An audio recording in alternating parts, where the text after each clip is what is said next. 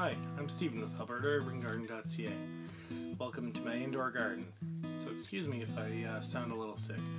My wife, son, and I caught a little something this week, and it's been a little difficult. So in this episode, we're going to up-pot some of these plants. As you can see, some of these little guys are ready to be up-potted. So we're going to do that to the peppers and to some of the tomatoes. So we're going to start with our sweet and neat. These ones, we started by just basically taking fruit in different methods, squeezing it in or flipping it upside down or whatever. So we ended up with one really good one in here and a bunch of smaller ones. Unfortunately, these smaller ones have got to make their exit from the pot. We might try repotting some of those if the roots are intact. And so we're left with this one. So tomatoes are in the nightshade family, which means these tiny little delicate hairs will actually create roots. So what I'm going to do is I'm actually going to plant this deep. And as the plant continues to grow, I'm going to continue to bring the soil level up so that it gets a nice deep root system. That'll allow you to water it, and even when the top little bit gets dry, or if you're gone for a while, it can get dry almost all the way down to the bottom. You don't really have to worry about it. So this pot is a plastic pot. It is recycled from a plant that I got in the past. I'm a big proponent of recycling, so I do keep most of the pots. And even the pot that I put this in, I had planted a citrus tree in here. This one didn't make it, but it originally came with another plant. As you can see, this is root bound. You can see the roots are tangled all the way around, but not so much that you got to really tease it. You can still see some free soil in here, so I'm not too overly worried about this one. So I have about 1.5 inches or 5 or 6 centimeters worth of my potting mix in the bottom. And if you'd like to know more about my potting mix, I do have a previous video where I made this batch of potting mix. So what I'm going to do is I'm going to try to center this plant as much as possible. If you do have the choice, I prefer square ones, especially in a grow-op situation like this one. Square ones, you can get them closer together and you don't end up just having them touching on the sides, where a circle one requires a little bit more space. Anyways, I'm going to fill this up, trying to keep the soil off the leaves, and I failed. I'm gonna bring it up onto the stem already. So if you notice, there weren't any leaves on the bottom couple of centimeters of the stem. That's because I was anticipating planting this deep. Planting it deep is a great way to conserve water. So you just want to break up any major clumps. I'm actually going to break that up in the soil container.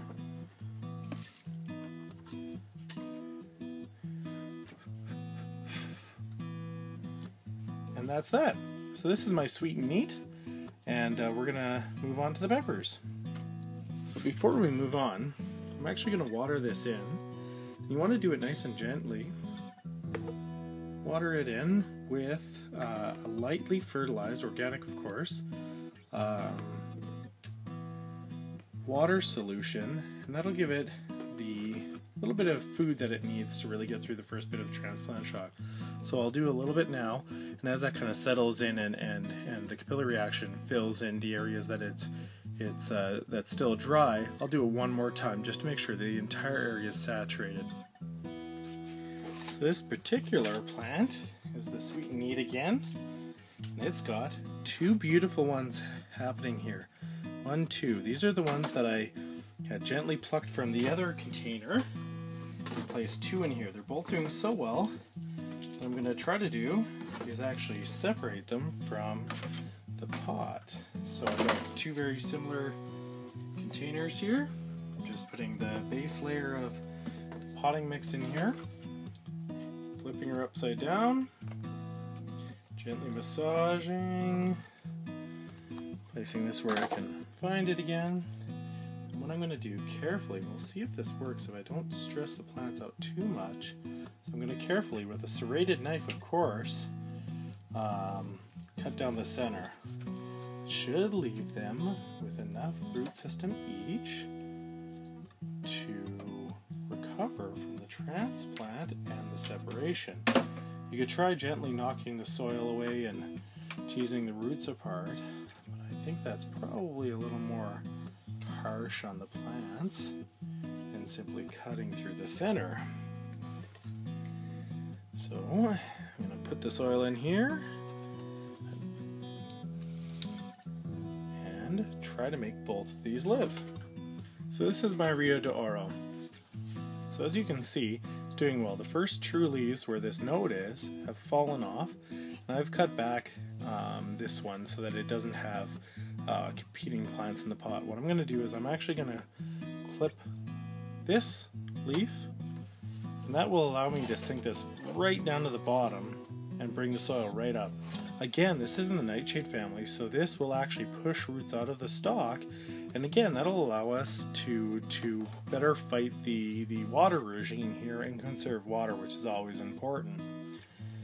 So I'm going to put a little bit of soil on the bottom. I'm going to take some of that out. That'll just allow the bottom roots to kind of push their wares on the bottom there. Pop it out, recycle this. As you can see the fine fibers again, just perfect timing for repotting. So I'm going to try to center this.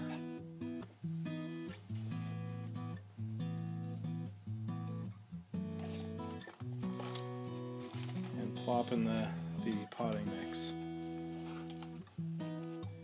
So we're gonna, with the peppers, what I'm gonna do is I'm gonna let them settle in, get nice and healthy, start pushing roots, maybe another couple of weeks, and when it gets tall enough, I'm gonna start the pruning. And that way we're not repotting and pruning at the same time, which is a fairly important thing because that would put a lot of stress on the plant. We don't want to stress our plants out more than we absolutely need to. So the reason why you take off the leaves that are that will likely end up below the soil level is because they'll simply rot. And when they rot, they take nitrogen out of the soil and allow a portal for the disease to come in. And you really want to avoid disease because that'll wipe out your plants fairly quickly. So again, you want to make sure that there are no large lumps. That's just the cocoa peat, or the coir as Mr. Praxis would say. And once again, water it with a light organic fertilizer. And just nice and slow. You don't want to water too fast, otherwise the water will just find its preferential path, beeline it to the bottom of the pot, and leave the rooting zone nice and dry, which is not what you want. So we're going to do this to a couple more. Some of the plants are not going to make it. We're going to simply cut them out of the program, but hopefully we should have a couple of pepper plants, a couple of tomato plants, and our beets. While I'm at it, I want to show you. These are our mangel or mangel, I'm not sure what the pronunciation is, beets. They're starting to form their first true leaves here, and I have a mass of them in another pot that are doing very, very well. They were a little far from the light when I originally planted them, so they are a little lanky and a little tall, but you know, they're pushing their first true leaves, so you know what I'm going to do? I'm going to let them go. I'm going to see what happens.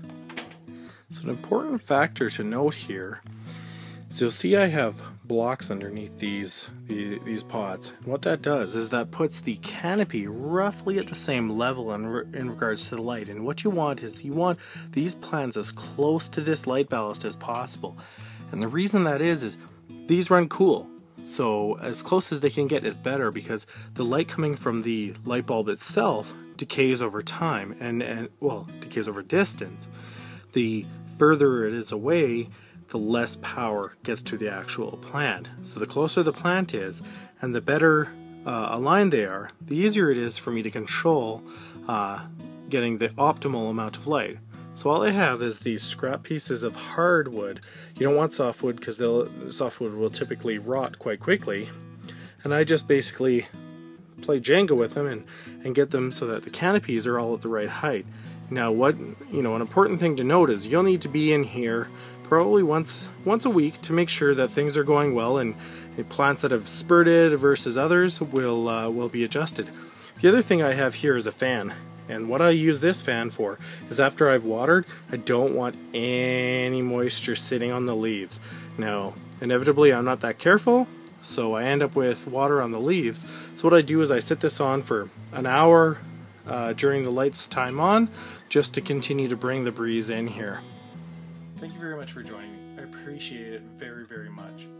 If you like this video, please subscribe, and make sure to check out my earlier videos where I describe the type of soil that I use, some of my planting techniques, and even some of the tours I had from 2012 and 2013. If you have any questions, please put it in the comments below. I appreciate them very much, and I will do my best to get to all of them in a prompt timeline. Or join us on Facebook at www.facebook.com/Alberta Urban Garden. Have a great day.